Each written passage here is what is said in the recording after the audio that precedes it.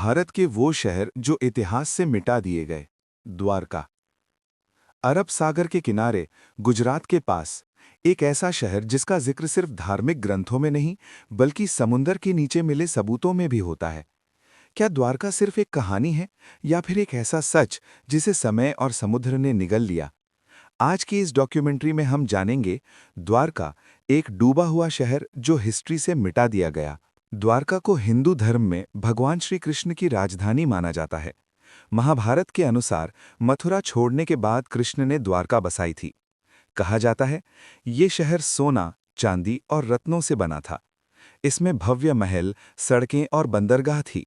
ये अपने समय का सबसे एडवांस्ड शहर था। लेकिन सवाल ये है, अगर द्वारका इतना ही विशाल शहर था, तो आज इसका नाम हिस्ट्री बुक्स में क्यों कम मिलता है? महाभारत के अनुसार श्री कृष्ण के शरीर छोड़ने के बाद समुद्र ने द्वारका को धीरे धीरे निगल लिया। कहा जाता है जैसे ही कृष्ण ने अपनी लीला समाप्त की, समुद्र का पानी शहर में घुस आया और पूरी द्वारका कुछ ही समय में डूब गई। पर क्या ये सिर्फ एक धार्मिक कहानी है, या इसके पीछे कोई साइंटिफिक सच भी छुपा है? 1960 के बाद भारतीय पुरातत्व विभाग और मरीन आर्कियोलॉजिस्ट्स ने द्वारका के पास समुद्र के नीचे खोज शुरू की, और जो मिला उसने पूरी दुनिया को हैरान कर दिया। पत्थर की दीवारें, सीढ़ियां, सड़क जैसी स्ट्रक्चर्स, बंदरगाह के निशान, एंकर्स और पॉटरी। ये स्ट्रक्चर्स नेचुरल नहीं थे, ये इंसानों द्वारा बनाए गए थे। एक्सपर्ट्स के मुताबिक ये अवशेष 9000 साल पुराने हो सकते हैं।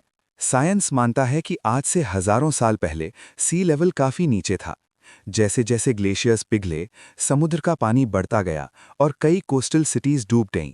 द्वारका भी शायद उन्हीं शहरों में से एक थी। इसका मतलब द्वारका का डूबना एक नेचुरल डिजास्टर हो सकता है, लेकिन इसका जिक्र महाभारत में पहले ही मिल जाता है। तो क्या हमारे पुराने ग्रंथ सिर्फ कहानी नहीं, बल्कि हिस्ट्री का एक लॉस्ट चैप्टर है? एक बड़ा सवाल ये है कि अगर द्वारका के सबूत मौजूद हैं, तो ये स्कूल की हिस्ट्री बुक्स में डिटेल में क्यों नहीं पढ़ाया जाता?